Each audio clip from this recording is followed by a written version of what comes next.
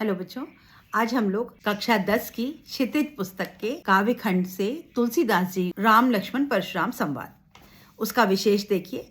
तुलसीदास राम भक्त थे और राम भक्त परंपरा के भक्तिकालीन कवि थे।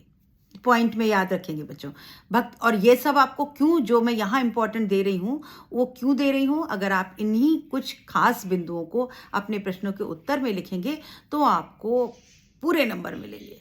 ये वही टिप्स हैं जो आपको और बच्चों से, एवरेज बच्चों से अलग बना। तो राम भक्त हैं, राम भक्त परंपरा के कवि हैं, भक्तिकालीन कवि हैं। रामचरितमानस का सृजन किया उन्होंने, राम के मानवीय मर्यादाओं और आदर्शों के प्रतीक के रूप में प्रस्तुत किया।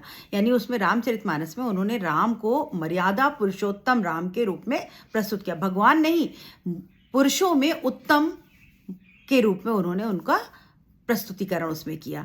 साथ ही साथ उन्होंने नीति, स्नेह, शील, विनय, त्याग ऐसे मानवीय गुणों को स्थापित किया। रामचरितमानस में कोई ऐसा मौलिक गुण नहीं है, नैतिक गुण नहीं है जो ना दिखाया हो राम के माध्यम से। उसके बाद कवितावली, दोहावली, गीतावली, कृष्ण गीतावली, विनय पत्रिका आदि तुलसीदास जी की मुख्य रचनाएं हैं। ये किस में लिखी हैं? ज्यादातर ये अवधी और ब्रज भाषा में लिखी है, लेकिन अगर हम रामचरितमानस की बात करें जो हमारे पाठ पढ़ेंगे वो केवल अवधी में लिखा हुआ है। तो भाषा कौन सी है? अवधी। रामचरितमानस के मुख्य पद कौन कौन से हैं? मुख्य रूप से चौपाई का प्रयोग किया है, जिसमें बीच बीच में दोहा और सोरठा छंद का भी प्रयोग किया गया है।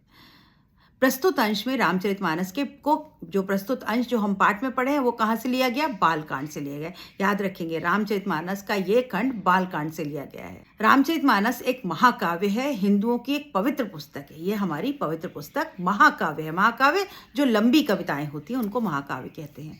भाषा अवधी है और ये खंड बाल खंड के सीता स्वयंवर के राम द्वारा शिव धनुष भंग और परशुराम के क्रोध का है। क्या है यहाँ का प्रसंग कि जब उनका स्वयंवर के लिए राम लक्ष्मण वहाँ पहुँचे और राम के उठाने से शिव धनुष टूट गया तो परशुराम जी ने बहुत क्रोध किया और लक्ष्मण और परशुराम जी के बीच का जो संवाद है, उनका गुस्सा परशुराम जी का और लक्ष्मण का व्यंग, ये प्रसंग है यहाँ पर। राम की शीतलता, लक्ष्मण की उत्तेजना, परशुराम की वीरता और क्रूरता का वर्णन है। वो कितने क्रूर थे, कितने वीर थे, उनका वर्णन यहाँ पर है।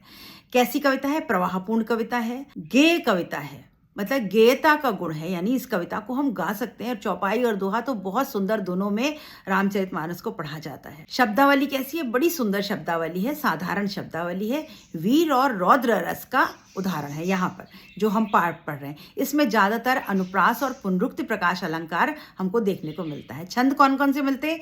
चौपाई छंद है, दोहा छंद का प्रयोग किया गया है। शैली कैसी है? व्यंगात्मक शैली। लक्ष्मण बराबर व्यंग पे व्यंग उनको कर रहे हैं। व्यंगात्मक शैली है और संबोधन शैली। देखो परशुराम, देखो गादी सुन, राम तुम समझा लो, इस तरह से संबोधन कर करके बात कही गई है, तो संबोधन शैली है। और इस संबोधन शैली से बड़ी नाटकीयता, ऐसा लग रहा है कोई नाटक। कई बार रामचरितमानस को तो के ऊपर तो पता नहीं कितने नाटक बने हैं। तो ये नाटकीयता कहाँ से आती? संबोधन शैली से आती है। अतिशयोक्ति अलंकार का प्रयोग है। अब यहाँ पर कुछ जो पंक्तियां हैं उनके कोटि कुटिल में उपमा अलंकार, लखन लखन उतरी आहुत सरस में उपमा अलंकार, जल सम वचन यानी उपमा अलंकार, तुम तो काल हाथ जन उलावा उत्प्रेक्षा अलंकार।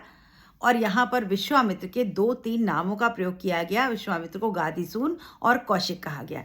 ये कुछ इसके मुख्य बिंदु हैं जिनको आपको याद रखना है, और फिर आप अपने सभी प्रश्नों के उत्तर लिख पाएंगे। और उत्तर लिखने के साथ साथ उत्तर में कुछ विशेष लिख पाएंगे जिससे आपको विशेष नंबर मिलेंगे। पंक्तियां कौन कौन सी है? बालक बोले बधो नहीं तो ही, कौन सा अलंकार? बा की आवृत्ति, अनुप्रास अलंकार। कोटि कुलिस सम वचन तुम्हारा, कोटि कुलिस काका की आवृत्ति, अनुप्रास अलंकार। और सम लगा है उसके समान तो उपमा अलंकार।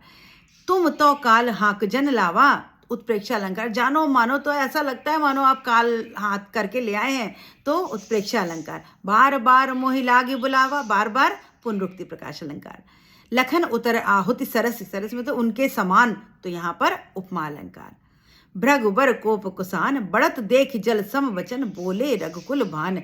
जल सम, जल के समान, शांत स्वर, तो यहाँ पर उपमा अलंकार। और रघुकुल भानु, रघुकुल के भानु, रघुकुल के भानु रूपी रघुकुल नहीं, रघुकुल के भानु, रघुकुल के सूरज, तो यहाँ पर रूपक अलंकार। जहाँ पर वही मान लेते हैं वहाँ रूपक अलंकार, जहाँ सा जैसा का प्रयोग वहाँ उपमा अलंकार, जहाँ पर जनहु मनो वहाँ उत्प्रेक्षा अलंकार, जहाँ बढ़ा चढ़ा के वहाँ अतिशयोक्ति अलंकार।